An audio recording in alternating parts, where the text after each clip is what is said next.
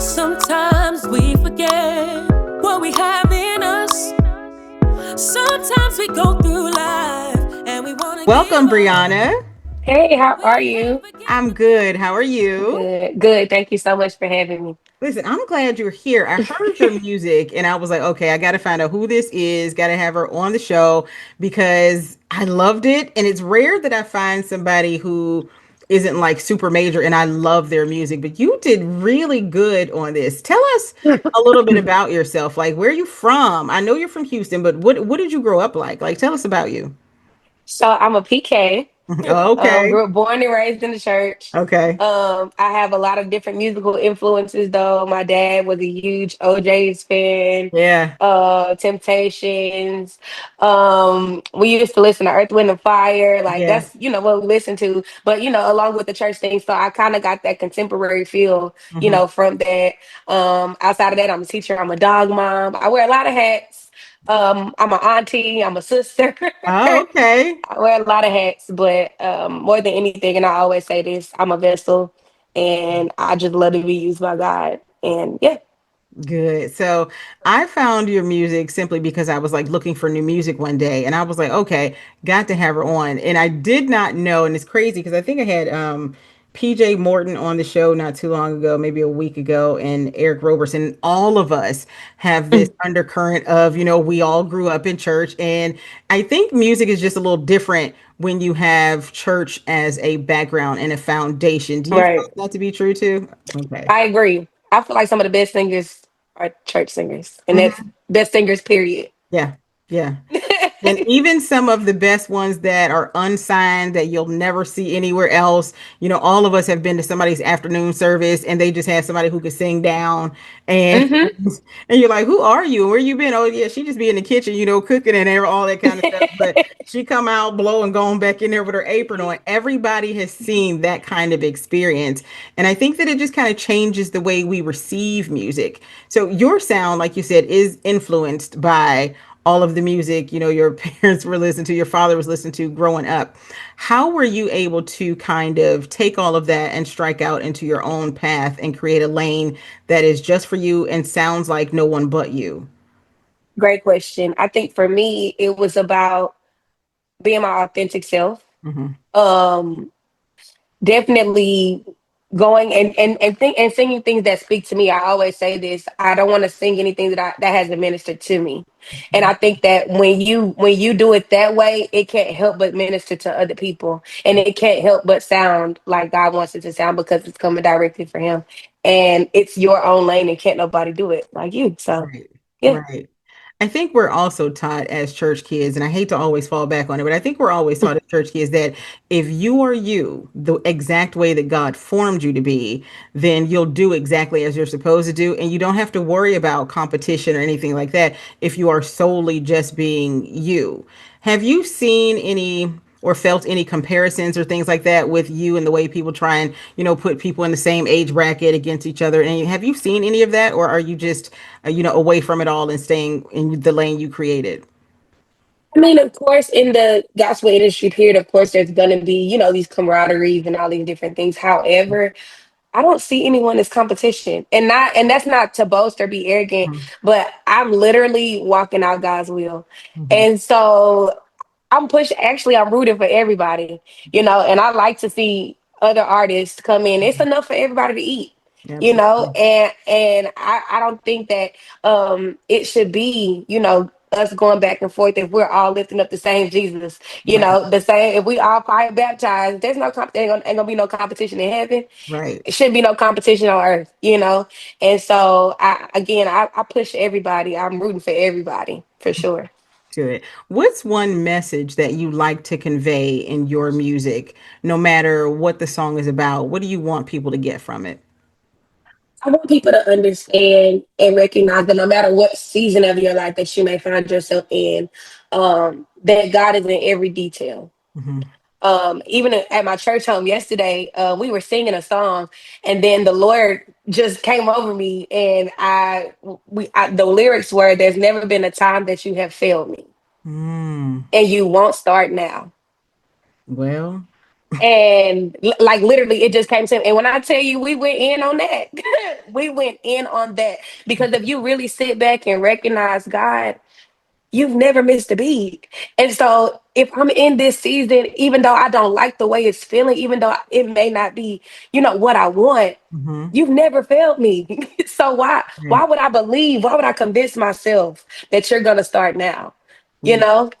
And hey, yeah, That's a good thought because there will be the little bit of anxiety or for doubt that sure. comes in when you're up against a situation. The situation can be familiar. Everybody has had that, oh, I need to get to payday feeling, or oh, I'm not sure that this test is going to come out right for my doctor. Everybody has had that feeling.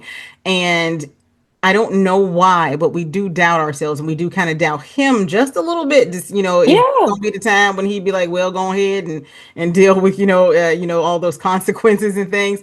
Like we all have that little bit of kind of unease that sits in there. But you said it perfectly. He's never done that before, so he's not going to start now. And I think that that is a message that will preach within itself. yeah. Absolutely. Wow. So I know that because you're always like this connoisseur of music, that there has to be something on your mind or that you've got playing now. Like I'm currently at home listening to Lisa Noel Smith and the Brown Singers Promises. Come It's on, promises. That's my it's song. it's just on. It's just It's on. good. Period. It's just on. Period. What are you listening to outside of your own music that is inspiring you? So I was scrolling on TikTok the other day and I came across this girl. And again, she's a not well known artist right now, but I'm gonna push her. Her name is Kayla Harvey, and the Okay. name of the song is called "Take Care of It All." Mm. When I tell y'all that song, and y'all, transparency, I'm in a season right now. Hmm. That I don't know. It's like a season of God. I know you're there, but God, I Hmm. don't know what you're doing. Yeah. Hmm. And when I tell you that song had me toe up in the car, toe Okay. up. So y'all go listen to it. It's good. Okay. Kayla Harvey, Hmm. take care of it all. Yeah, we're gonna have to get into that. So that's what's inspiring you, and I know that your Hmm. song has kind of inspired me. What was the message behind Master Plan? Like, where did that Oh, come from? When did it come from your mind? Did somebody help you write it? Like, where did you get that from, other than God? Where did it come from? so I wrote that completely by myself. I did my godmother, her name is Tina Nelms. Hmm. She kind of worked on there's one part where God is for me. That Hmm. part there, that was all her. But the rest Okay. of it, came from me. And my producer, I have to shout out Bubba Dowling. They all, it was all a big project that we put together Hmm. to come to one common goal. But the Lord gave me the song like 2 years before we even put it out. Wow. And but again, I'm not putting nothing out if it doesn't minister to me. Right. So and then I wasn't in a season where I don't think I was ready, Hmm. to step Hmm. out and go forth.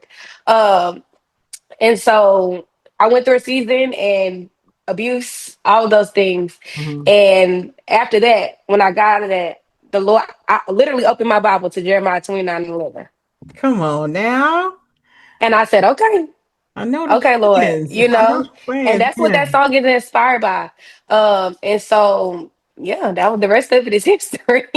definitely. And I think that that's one of the scriptures that I think I have it somewhere kind of on my desk on a post-it. I Hmm. always keep that scripture with me because when my plans fail, I Mm. always know that there was a bigger plan. Come And on. my plan pales in comparison to the master plan that he has for me. And I know that this is what I want and this is how I want my life to go. However, that's not always the course that he has for me. And his course is more divine. My course is going to be more so led by what I want and the Mm. things that I want right now, whereas he sees the future of it and he Come knows on. the expected end of it. So Come I on. know that, no matter what I'm kind of wanting to do, then even if it doesn't come to pass, even if it isn't the way I want it to be, that he has more because it was his plan in the beginning. And our little side quest, we think we know what we want, but it's not always what is best. I'll say it that way. Hmm. And a lot of time our plans are too small. Absolutely. Absolutely. And you know what the thing is, it's too small because if you want to think of it in a natural, it's putting on something that fits you right now. Come When on. his plan is for you to grow larger and you just want that thing because it fits right now and ooh, look at it. But he wants to, like parents with children, buy you something you're gonna grow into. Come And on. it's not always that way with us. We want to, oh, this is cute. I'm gonna wear it now. I'm gonna put this on, I'm gonna wear it now. And he thinking, we're gonna get you something big and we're gonna cuff it up a little bit because soon you're gonna have to let it out because you're gonna Mm. grow.